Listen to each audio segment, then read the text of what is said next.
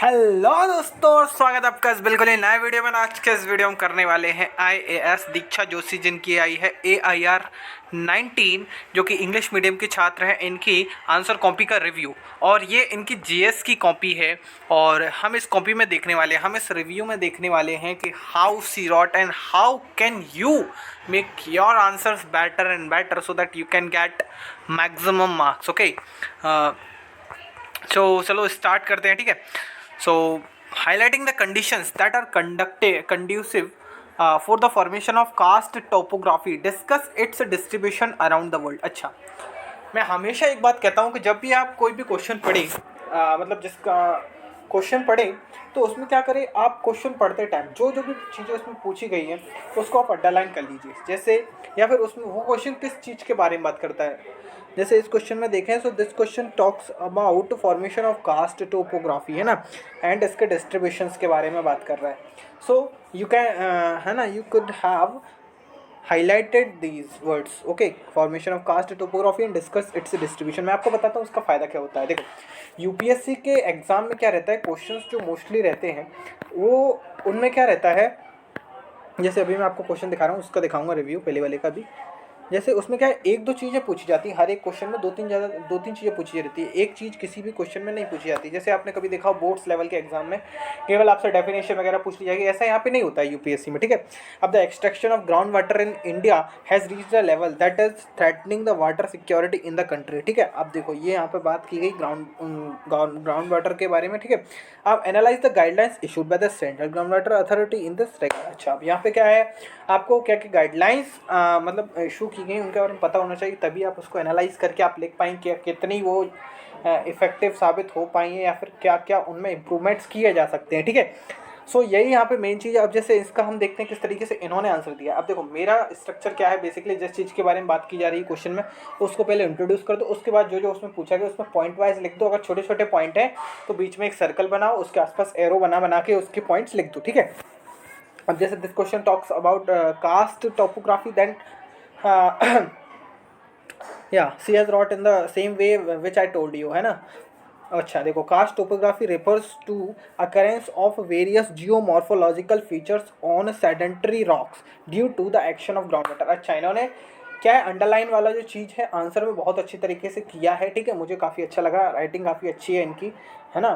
Cast topography refers to occurrence of various geomorphological, इसको underline किया। उसका फीचर्स क्या है, इसके एड फीचर्स को अंडरलाइन करने की जरूरत नहीं थी, मैं मानता हूँ। लेकिन यार देखो, हम क्या कर रहे हैं, हम आंसर को एनालाइज कर रहे हैं, हम ये एनालाइज कर रहे हैं आपको किस तरीके से प्रेजेंट करना है अपना आंसर, ठीक है, and how you can right so that you can get the maximum marks, ठीक है। ओके, सो अब यहाँ पे क्या है, कंडीशन फॉर कास्ट टोपोग्राफी, ठीक है। देखो अब यह क्या है, highlighting the condition that are conducive for the formation of karst. अब ये क्वेश्चन में पूछा गया था, इसकी हमने हेडिंग बनाई अलग से, क्या, कंडीशंस फॉर कास्ट टोपोग्राफी, ठीक है। अब देखो, presence of sedimentary rocks, soft rocks that can be easily eroded by water, ठीक है। और सेकंड लिखा है इन्होंने, प्रेजेंस ऑफ ग्राउंड वाटर को अंडरलाइन किया, दैट इज रियली हेल्पफुल, है ना, and that is the eroding agent. Okay, देखो अभी तक मुझे इनकी कॉपी काफ़ी अच्छी लगी है। Humid condition to maintain moisture. अच्छा, अब यहाँ पे क्या किया इन्होंने, डायग्राम्स के थ्रू बताने की कोशिश की है, काफ़ी शानदार तरीका होता है यार। देखो, किसी भी अपनी चीज़ को कहने का, देखो यूपीएससी के एग्ज़ाम में क्या है, आप अप्लाई कर रहे हो एक ऐसी जॉब के लिए जो कि यार एक प्रैक्टिकली पर्पज़ वाली जॉब है। मतलब आपको प्रैक्टिकली फील्ड पे जाके काम करना पड़ेगा। मतलब अगर आपको कॉन्सेप्चुअल नॉलेज नहीं होगी तो आप काम नहीं कर सकते ठीक से, है ना। अब यहाँ पे क्या है, अपने कॉन्सेप्ट की पावर को दिखाने के लिए आप एग्जामिनर से डायरेक्ट मिल तो नहीं रहे, आपकी जो प्रेजेंटेशन है आंसर की वही एग्जामिनर के पास जा रही है, उससे ही वो आपको एग्जामिन करने वाला है, उससे ही वो डिसाइड करेगा whether you are going to crack the mains or not, है ना, whether you are going to appear in the personal test or not, है ना। सो diagram representation is very I believe that it is the best possible way, है ना। अब जैसे यहाँ पे इस चीज़ को बताया गया, कास्ट टोपोग्राफी फीचर्स को और डायग्राम्स के थ्रू काफ़ी ज़्यादा अच्छी तरीके से बताया गया था। स्टेलामाइट, सिंक होल्स, पूल्स, इस तरीके से आप भी कर सकते हो। अब देखो, अब डिस्ट्रीब्यूशन ऑफ कास्ट टोपोग्राफी के बारे में बात की गई थी। Distribution around the world, discuss it's distribution around the world, यहाँ पे इन्होंने अंडरलाइन किया, वही मैं बोल रहा हूँ यार, 2-3 चीज़ें पूछी जाती है, अगर आप अंडरलाइन कर लेंगे ना देन यार that will be really amazing, है ना, and it will be helping you a lot.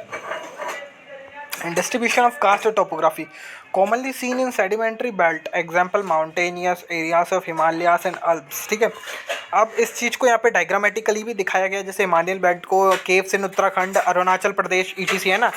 अब mostly restricted to the northern hemisphere in the sub tropical regions beyond 30 degree north latitude. अच्छा ठीक है, 30 डिग्री नॉर्थ लैटिट्यूड, ये चीज़ें तो यार बेसिक चीज़ें आप समझ सकते हैं. ठीक है, पॉइंट्स के थ्रू इन्होंने अपने रिप्रेजेंटेशन को और ज़्यादा बेटर बनाने की कोशिश की गई, काफ़ी ज़्यादा शानदार मुझे लगा. चलो अब कोई और दूसरा क्वेश्चन देखते हैं. जैसे उस वाले क्वेश्चन पे अगर हम नज़र डालें, discuss the challenges that lie in harnessing the potential of hydro electricity in north east India. ठीक है, अब hydro electric potential of north eastern India remains extremely high due to the presence of fast flowing rivers like Brahmaputra that can help address our energy needs. ठीक है, आप यहाँ पे देखो diagram के थ्रू हमको बताया गया, जैसे ब्रह्मपुत्र रिवर, ये क्या है, दिबांग रिवर, बराक रिवर, है ना, इस तरीके से नदी को बताया. देखो रिवर्स की वजह से क्या है, यहाँ पे क्या हो रहा है, फास्ट फ्लोइंग रिवर्स की वजह से एक्सट्रीमली